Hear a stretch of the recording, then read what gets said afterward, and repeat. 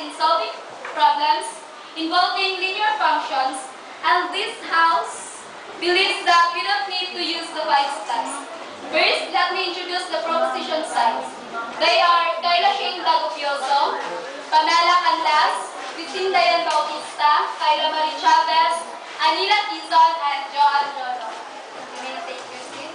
And the opposition side are Lynch Idanyo, Miggy Magsayo, Rex Jess Conrad Zenarosa, Jacqueline Batislaon, John Carl Cayano, and Alvin Manansala. You may take your seat. And the 6 volunteers are Kent Vincent Sala, Jake Lloyd Tripoli, Candido Ibanez, James Michael Sabo, Troy Patinio, and Angelique Joro. You may take your seat. Now it's time to hear the voice of the first speaker coming from the proposition group. Any volunteer?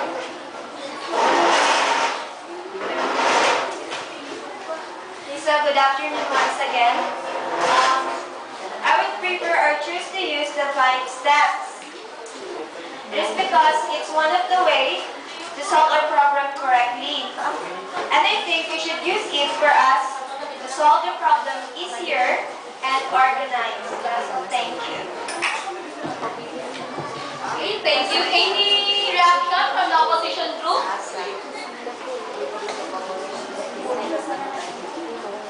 I would like to dedicate this statement to Kayla Shane Dagopioso.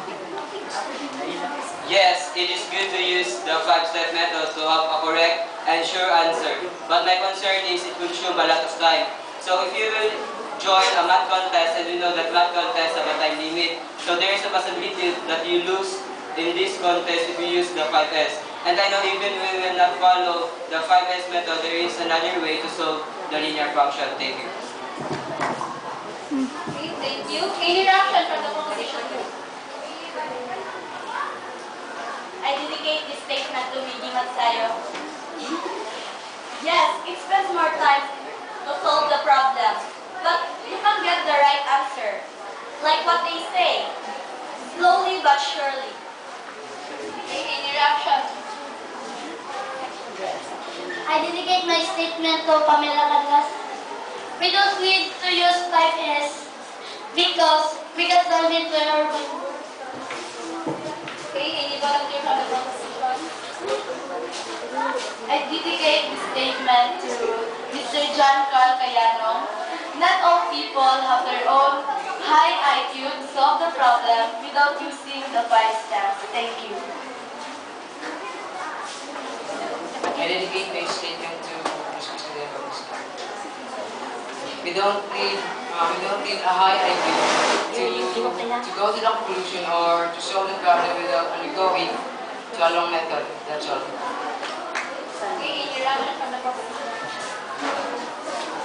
I dedicate this statement to Mr. Lynch Ibanyo.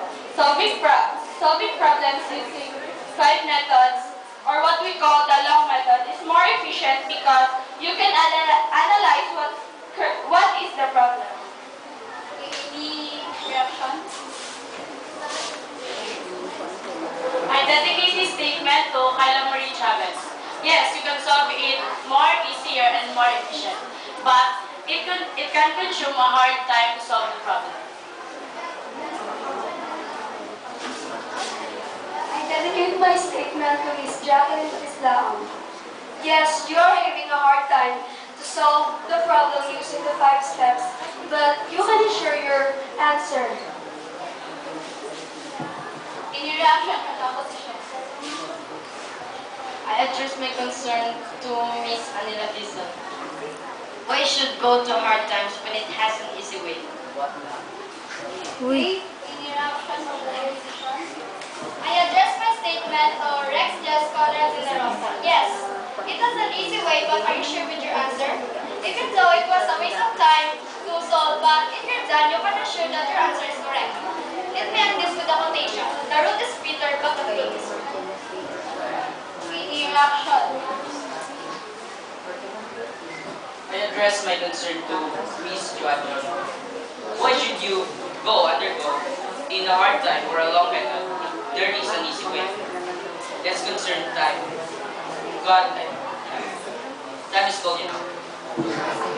Okay, any interaction? There is no more action. May I call on the attention of the volunteers who are in favor of the proposition sides? Okay, and who are in favor of the opposition? May I call on one volunteer from the proposition to give his opinion?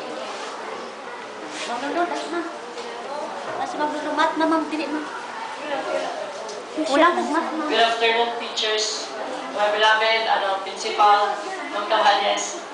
As I observed, the proposition side said that we have used the 5-step because in order for us to solve the problem, easier and ensure. And the opposition side said that we don't need to answer it because it consumes more time. So I must prefer to the opposition side because you can ensure that your answer is correct or right. Okay, thank you, Mr. Ibanez, for your opinion. May I call on one volunteer from the opposition side to give his opinion?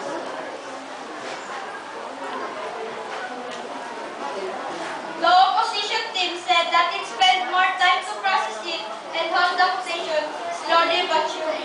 According to the proposition team, we don't need to use 5 steps because we can solve it by our mind, and I think it's correct because we are different and we have different ways to answer this question. Okay, thank you, Mr. Padilla. Now we hear the both sides. So now is my reflection. Nowadays, there are many students who hate the math subject because of its statement that is very difficult to analyze. In solving linear functions, there are many strategies, ways, or methods enabled us to get the exact answer. As a student, I prefer the both sides, the proposition and the opposition, because sometimes there have an equation that we need to follow the 5 steps in solving problem to enable us to answer the question. And sometimes there have an equations that we could answer using short methods or within our mind only.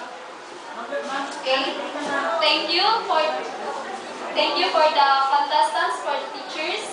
Ma'am Caballas, thank you for listening for our debate rather.